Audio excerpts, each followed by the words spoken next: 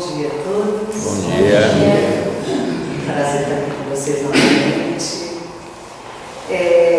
Eu peguei esse tema, tenhamos paciência, porque eu sei que não é um problema de ninguém aqui dentro, né? Esse realmente é o problema que o mundo lá fora está sofrendo. Nós, graças a Deus, não temos essa dificuldade. Então, assim, quando nós começamos a acompanhar as notícias aí fora, começamos a observar tudo que tem acontecido no mundo, começa a dar um certo desânimo às vezes, né? Porque parece que a humanidade não está progredindo.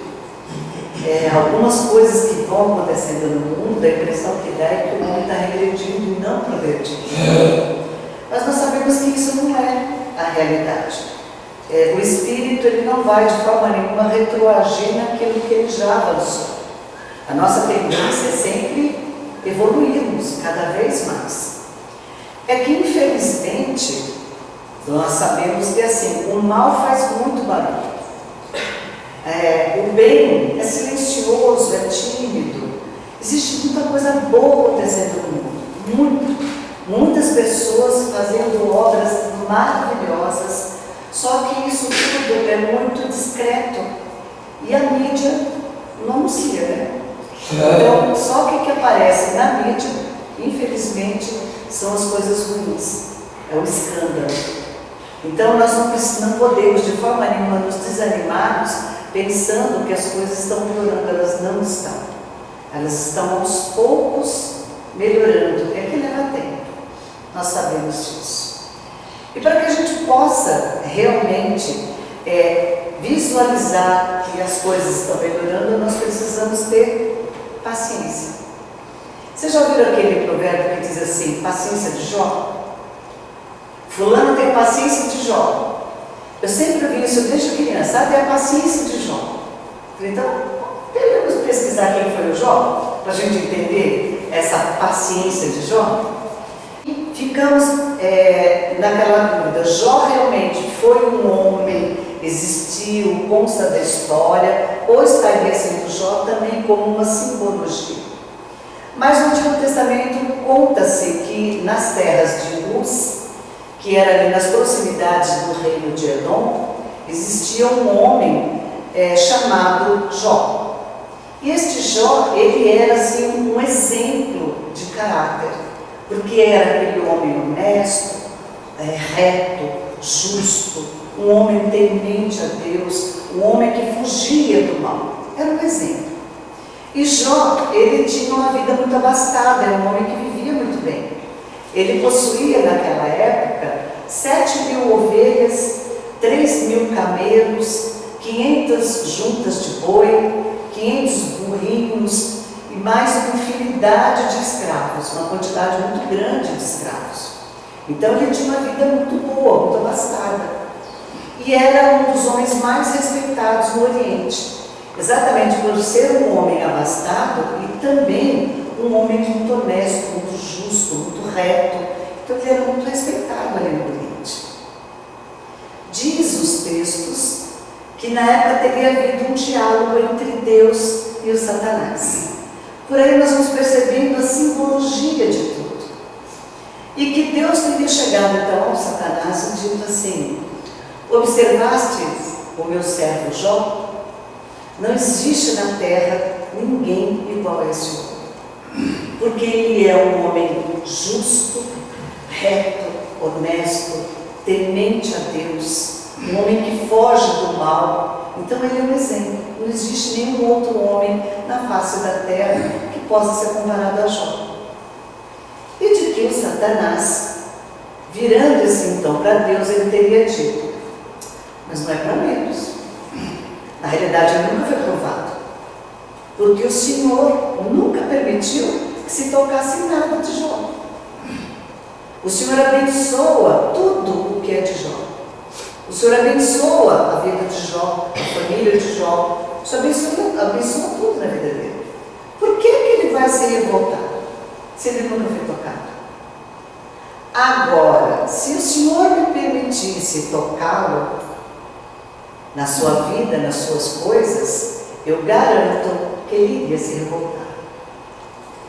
Deus, então, ouvindo Satanás, sendo desafiado, né? Ele concorda. Ele falou, tudo bem, tens a permissão para tocar. No entanto, a vida dele não pode ser tocada. O que é dele, tudo bem, mas a vida dele não pode ser tocada. Satanás, então, saiu para cumprir aquilo que ele queria. Dessa forma começaram, então, as grandes provações na vida de Jó. Diz que os sabeus, que eram povos da época, os sabeus, então, invadiram as terras de Jó e roubaram os seus jumentos e os seus bois. E quando roubaram os seus jumentos e os seus bois, mataram os escravos que tomavam conta deles. Depois, um incêndio acabou consumindo, matando todas as ovelhas de Jó.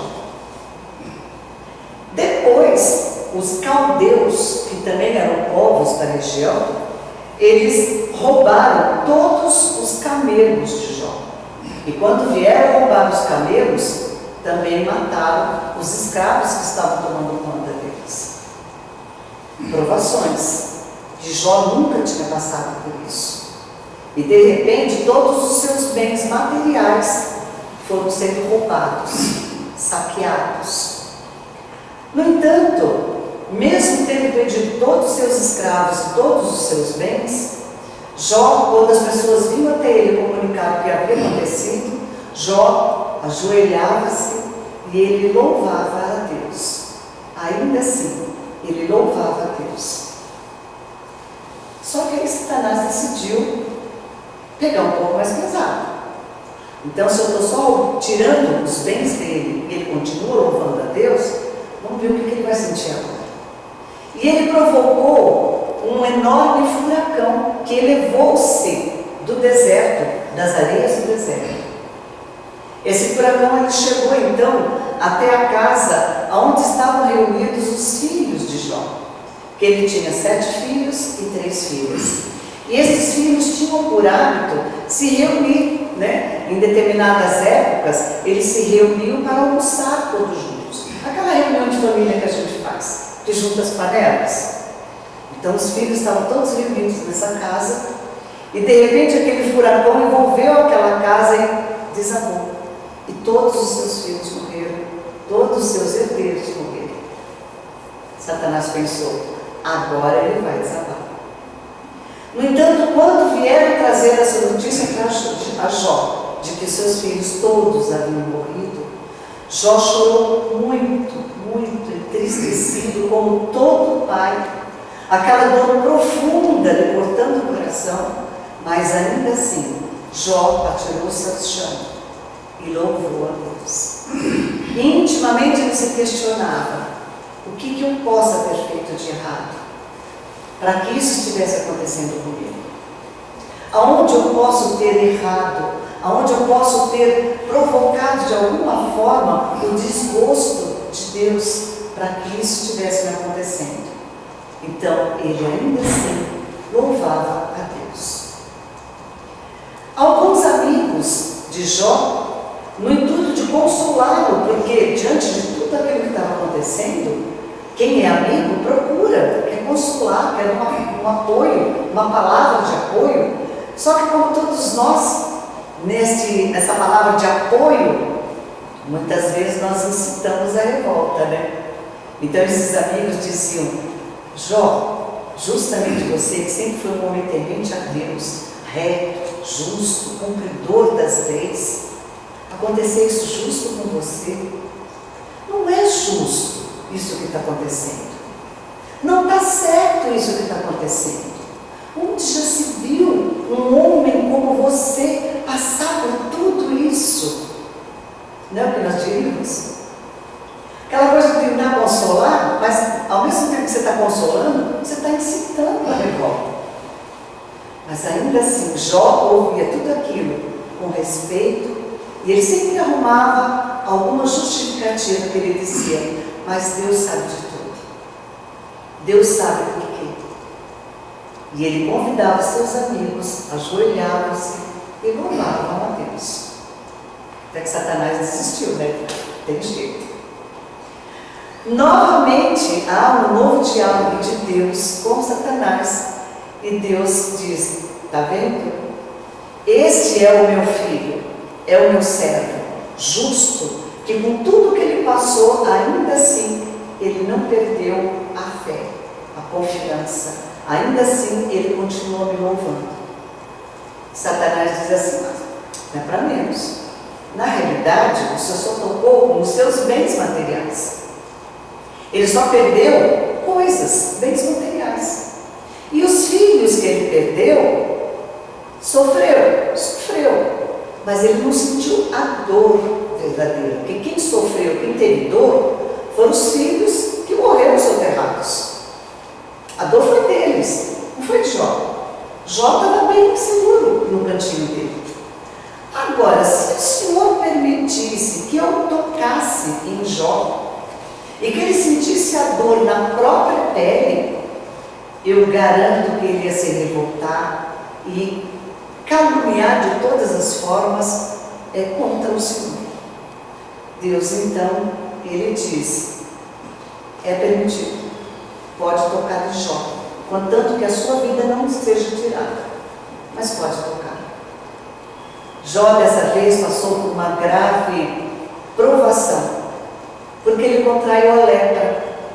E a lepra, ela foi de uma forma tão devastadora que ela tomou todo o corpo de Jó, todo.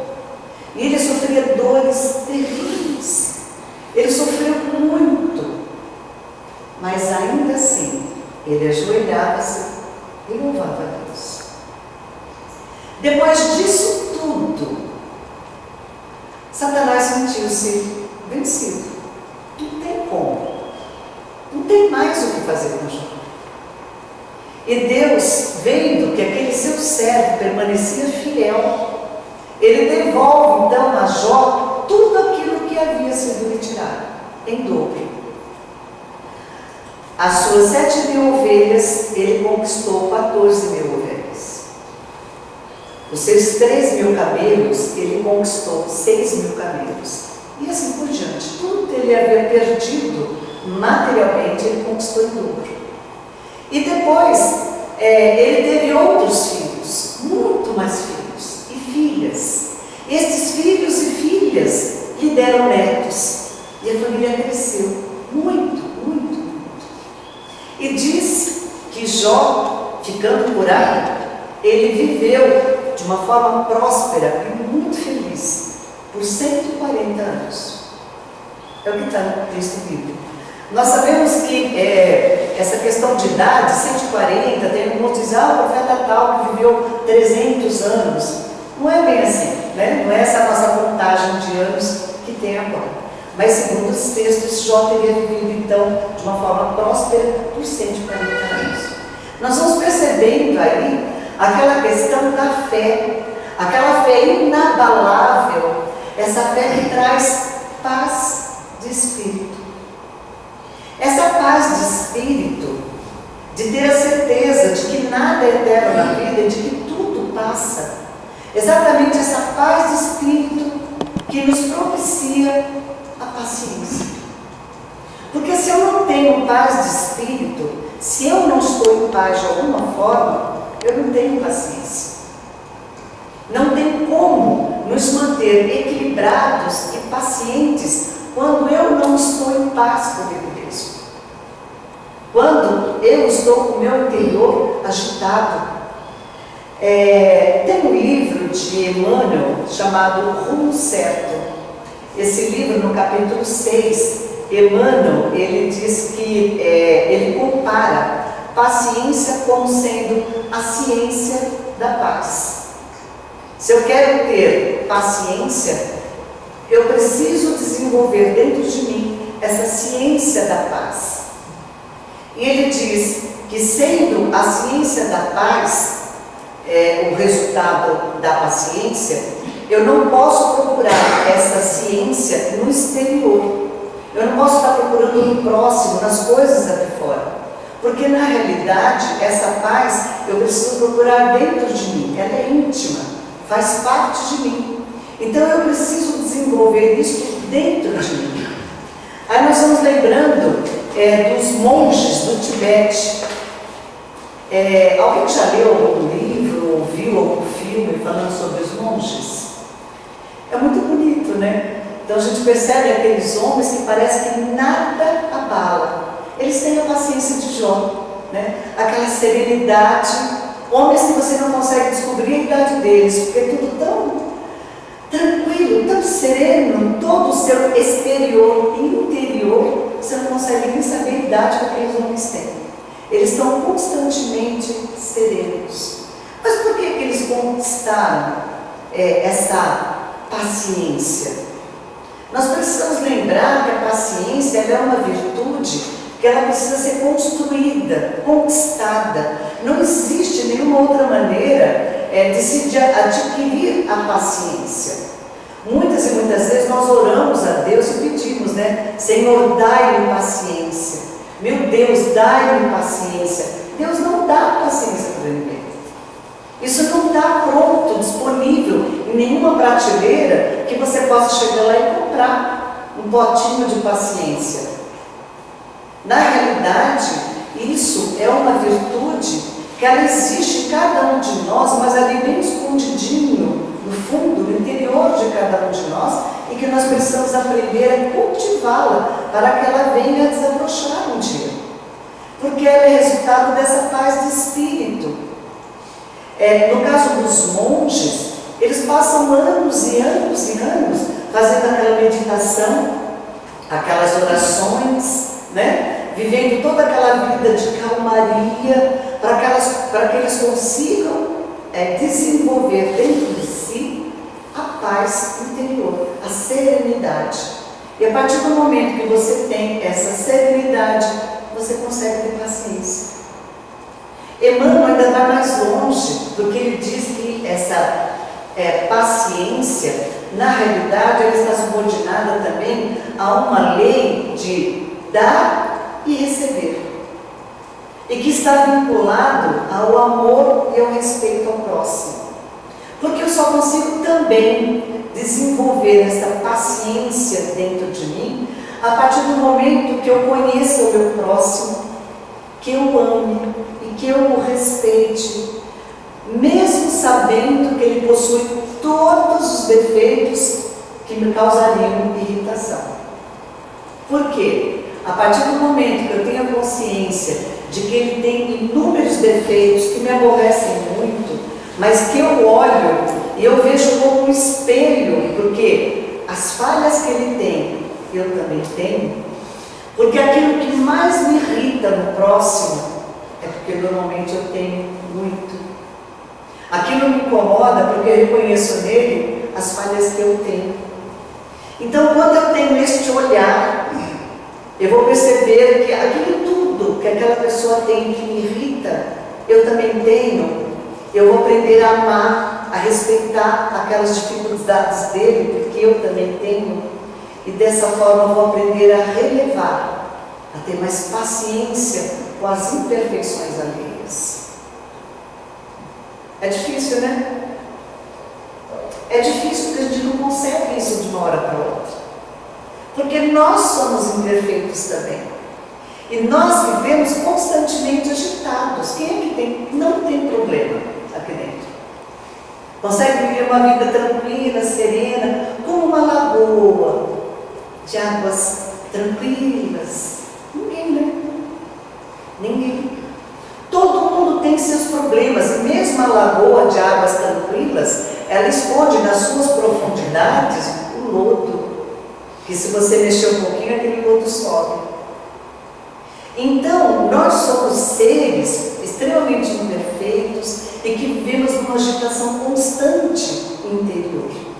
E quando nós estamos nessa agitação constante, com várias preocupações, aqueles duelos internos, né, com as nossas próprias dificuldades, é muito difícil ter a serenidade para sermos pacientes. Por isso que Emmanuel diz, é uma virtude que precisa ser conquistada, trabalhada dia após dia. Aquela coisa que a gente fala assim, conta até 10, só que até 10 não dá certo, tá? Até 10 é aquelas coisinhas bem pequenininhas. Normalmente você conta até 100, ou às vezes até 1000. Aí você precisa sentar num cantinho, fala, me deixa quieto um pouquinho que eu preciso pensar. E aí você conta, respira. Aí conforme você vai respirando, você vai contando, você vai percebendo que aquela agitação vai diminuindo. Aí você encontra a calmaria necessária, a paciência necessária para resolver aquela situação sem estar envolvido naquele terremoto interior, que é o necessário para poder lidar com as situações mais difíceis da vida. Porque quando nós falamos alguma coisa ou tomamos alguma atitude naquele furor, no meio daquela tempestade interior, é onde a gente comete os nossos maiores erros da vida. Porque depois você já falou, você já fez. Não adianta mais eu chegar depois e dizer assim, olha, desculpa aí, tá? Eu estava nervoso. Desculpa aí que eu estava mal-humorado nesse dia.